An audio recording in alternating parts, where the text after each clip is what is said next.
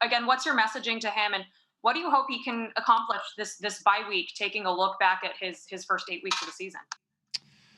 Well, the first thing we know that any turnover is unacceptable, both by himself and us as a team. It just puts us, puts our defense in a position, obviously on a short field, and we just can't do that. We can't do that consistently, and that's been kind of the theme the first half of the season. So, what we can do this week and is really look at all the turnovers, right, and take a look and study those and see where there were there opportunities to complete the throw, were there opportunities to run, was a protection breakdown, whatever it might be, and take a look at them, and then when we get the players in here to really even go through that.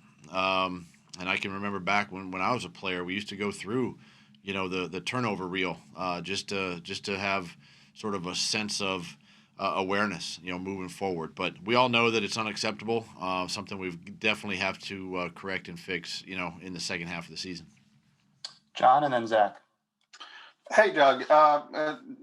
To kind of follow up on that, Carson said after the game he doesn't want to lose his aggressive mindset. He thinks that's what makes him the player he is. So we've talked about this a lot, but that's a fine line. How do you kind of scale back and sort of the decision making, not always trying to extend the play, not always trying to push things? Well, this just goes back to the statement I just made. It is something that we have to show. We have to show the players, right? We have to go through the tape. We have to go through the cut up of the turnovers and see if there's decisions that we could make otherwise. And really, that's the only way to begin to correct these types of mistakes. Is if it's no different if a player makes a few mental errors during the game. We got to show them those mental errors, and we fix it and correct it and we move on. And it's no different with with the turnovers. We just got to make sure that we eliminate them or at least reduce them, and give ourselves a chance to, because we're leaving points on the field, right? And a couple of these have come in the high red zone or the red zone where we have opportunities to put points on the board, and that's where we have to really focus in and not turn the ball over. Zach, and then Tim. Hey, Doug, I'll get the injury questions out of the way. Darius Slay and Malik Jackson, what are their status? Yeah, both of those guys are okay. We didn't have any significant injuries coming out of the game, so this week is getting to us at the right time with guys getting healthy, and those two guys should be okay moving forward next week. And then we didn't get the chance to ask you with Lane Johnson, what happened Sunday that caused him to miss the game? Yeah, it was unfortunate. He had a really good week, trending in the right direction. Friday, Saturday practices were good, and just woke up Sunday and not feeling it, not there, and so we didn't want to risk putting him out there and missing him, for more weeks in advance. So it was just unfortunate that it happened, but I thought Jordan Mailata stepped in nicely, got the reps there all week, really with that position, and did a nice job. Go ahead, Tim, and then Dave. Doug, you said that you didn't have any conversations about sitting Carson after that fourth turnover. I'm wondering what your philosophy is when it comes to that sort of thing, and what the threshold is for you. We saw Andy as an example in 2008. Sit Donovan for a spell. I mean, what's that threshold have to be for you, and what's your philosophy when it comes to riding with the quarterback?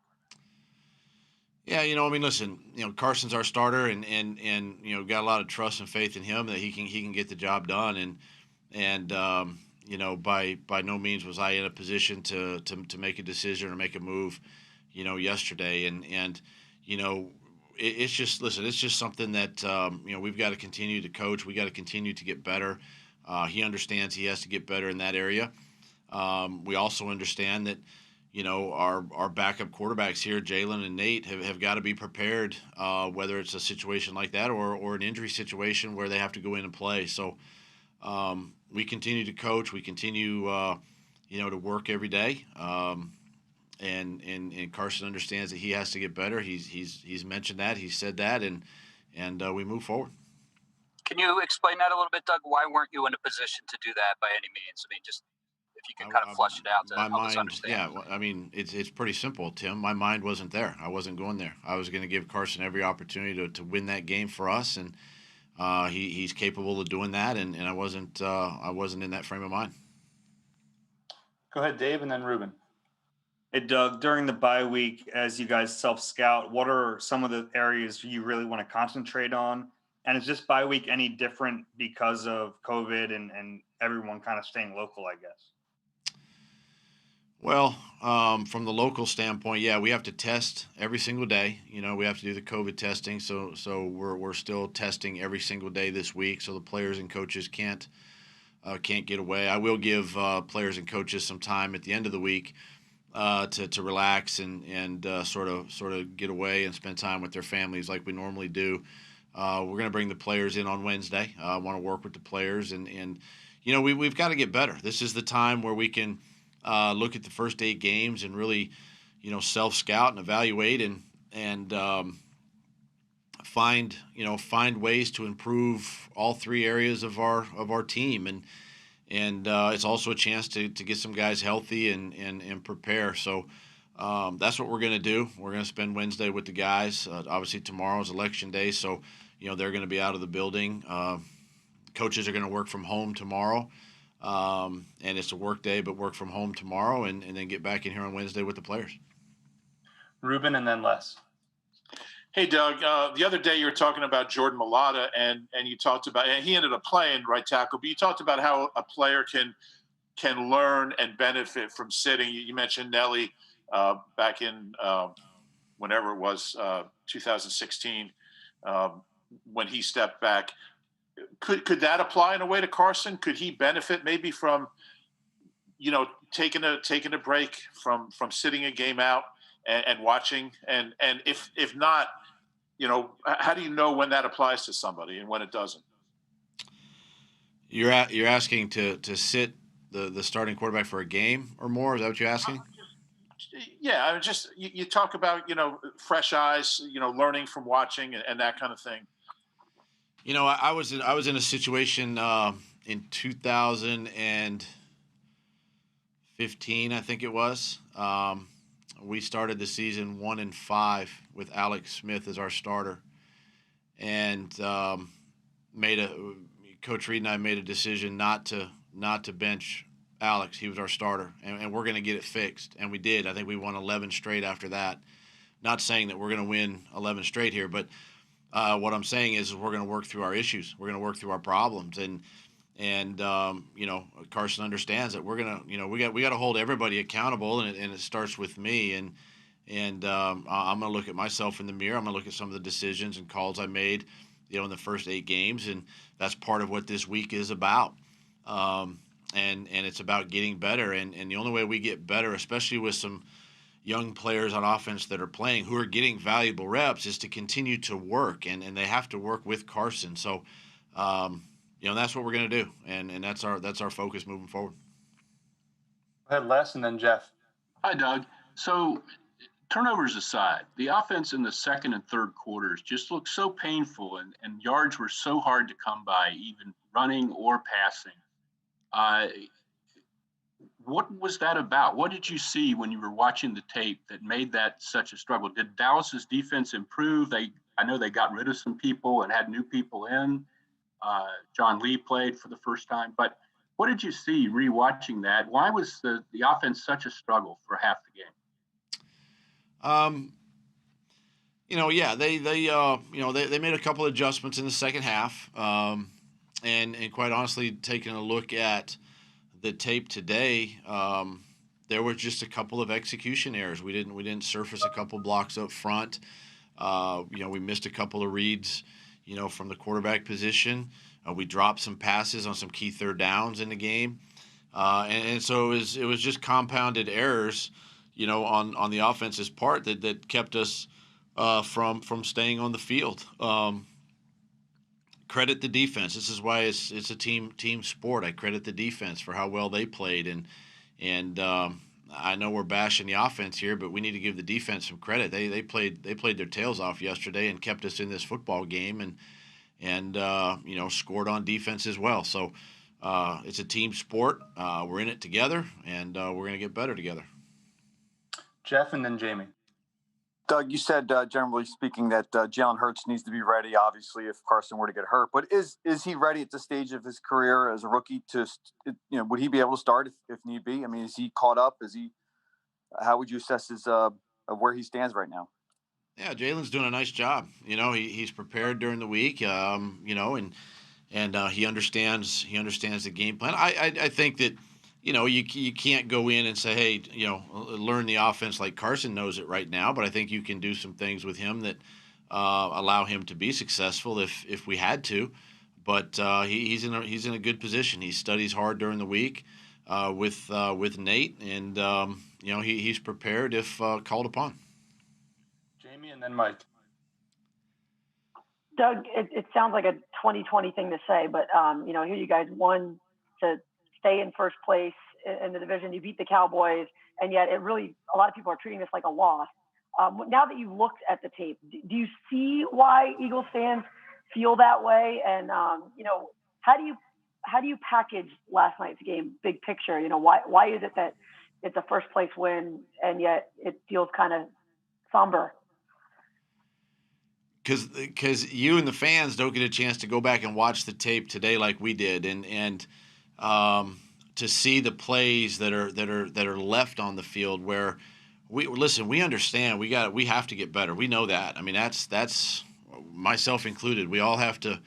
We're all towing the line the same direction, and we have to get better there. But you look at the tape today, and there's some things and I tell the guys all the time, we're not going to use the excuse anymore that these players are young, right? I mean, Jalen Reagor just came back for the first time. Was it perfect? No, but there's room to grow, and Travis Fulgham has been a bright spot on the perimeter, and Hightower's been a bright spot on the perimeter, and these are guys that are getting better each week. And you go back to 2017 in that championship run, and if you can remember back a couple years ago, there was consistency and there was stability around our offense, right? We had the same three receivers, we had the same three tight ends, we had the same running backs, the offensive line was intact, and so we had continuity and things were flowing. And with so many moving parts offensively right now, with the amount of injuries, so many guys are shuffling in and out of the lineup. It's hard to get continuity and timing and rhythm and flow, and it makes it look really bad on the outside when quite honestly, you probably don't believe it, but it's encouraging from our side that we won the game, right? We're a game and a half up in the NFC East. We got a chance to get healthy here at the bye. We got a chance to, next week against the Giants, hopefully get some more starters back, and see what happens, and correct some of the things that are going on. And it's about how we, the season. It's a marathon. It's long, right? It's not a sprint. You don't sprint to the finish. And are we where we want to be?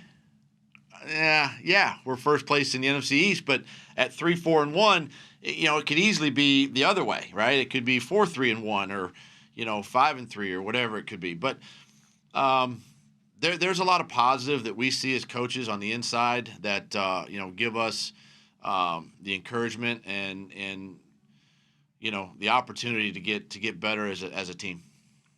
Mike Kay and then Mike Sealski. Doug, the last 3 years you guys have made a trade at the deadline. Obviously, there's a day and a half left before the deadline gets here. What are the conversations like with Howie as you guys enter a bye week with COVID-19 happening and not getting that guy in maybe for another week if you do make a deal? What's the conversation like over the next 36 hours?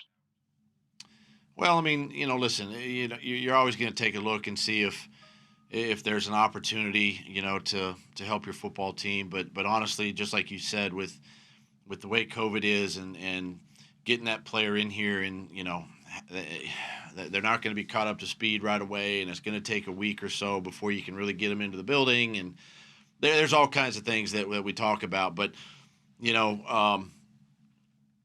obviously would take a look at it and see if there's an opportunity there. But again, it just kind of goes back to what I've been saying. This is a great opportunity for us as a team to get better this week, to get healthy this week, and to really focus on us. We got time for two more. So Mike and then Ed Benkin. Hey, Doug.